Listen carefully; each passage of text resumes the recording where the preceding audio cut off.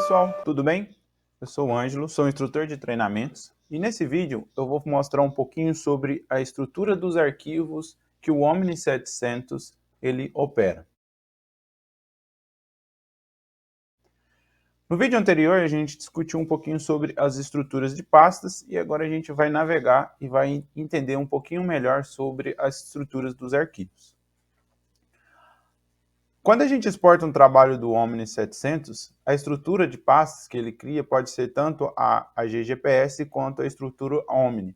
E nesse exemplo a gente vai usar a estrutura Omni. A primeira pasta, então, que a gente vai receber lá do agricultor será determinada como Omni, a gente vai abrir ela. Segunda será a data, e dentro de data é que conterá as fazendas. Aqui no meu caso, eu discuti um pouquinho sobre o nome da fazenda, que foi a estrutura das pastas, e eu inseri uma fazenda chamada FSNT.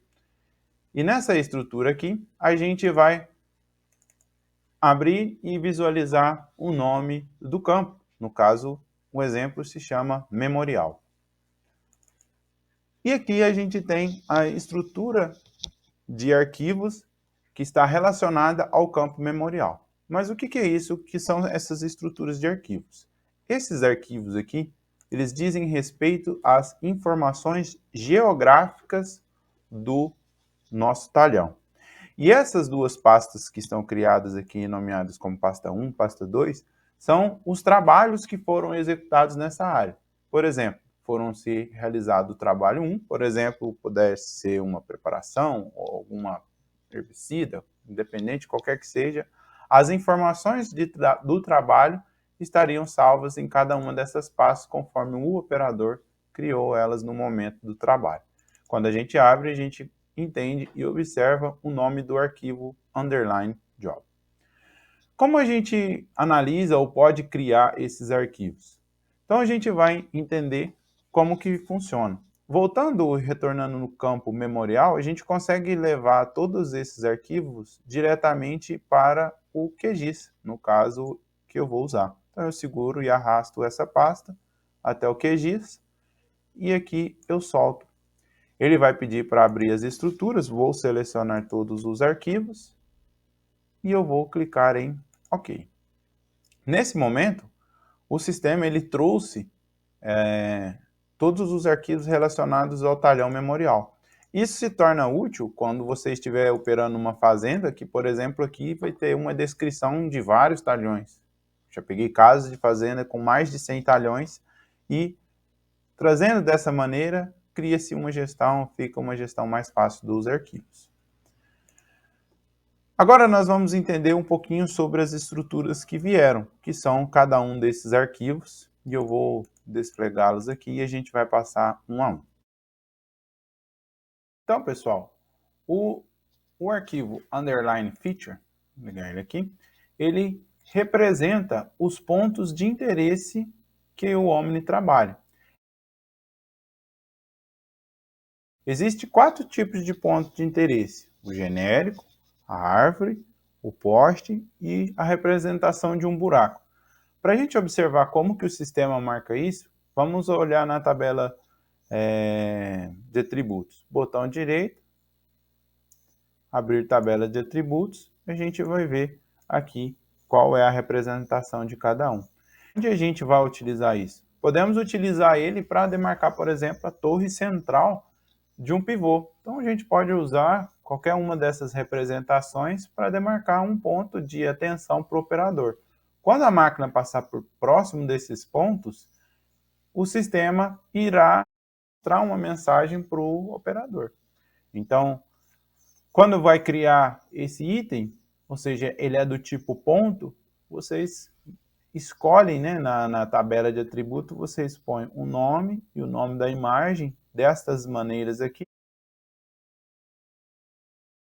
Quando é um poste, APJ-pole, quando é uma árvore, -tree, quando é um genérico, APJ-genérico, quando é um buraco, aqui APJ-hole, ok? Então, cada um desses pontos a gente vai atribuir uma determinada propriedade. Lógico que, qual que é a propriedade dele? Como que ele está? Ele é do tipo ponto. Então, esse arquivo ele é do tipo ponto, a geometria que representa ele, e deve ser salvo no sistema WGS84. Já o arquivo readline, ele é um arquivo que mostra ou que proporciona o piloto engatar na linha que é paralela à linha limite do nosso talhão. Como que o sistema gera essa linha? Ou quando que ela é criada? Ela é criada à medida que a gente faz o fechamento da nossa área. Quando a gente está na máquina, dando a volta e cria uma bordadura, quando a gente finaliza a criação, ele disponibiliza essa linha para a gente para o quê? Quando o operador vier fazer a aplicação, a máquina engatar nessa linha. Como que a gente observa que é a geometria? Essa geometria, ela é do tipo também linha, porque é onde a máquina vai engatar o piloto, certo? Como a gente pode criar ela? A gente pode criar o arquivo perímetro e a partir disso a gente converte, usa a ferramenta e converte de polígono para linha, e aí a gente altera ou diminui a nossa área quantas vezes for o espaçamento proporcional ao espaçamento do equipamento que a gente está utilizando. E isso a gente consegue ter o maior aproveitamento aí das condições de bordadura, fazendo uma aplicação mais eficiente. Perfeito? Essas eram as dicas de hoje, a gente conseguir fazer ou criar ou projetar as estruturas dos arquivos do Omni 700. Até um próximo vídeo e um abraço.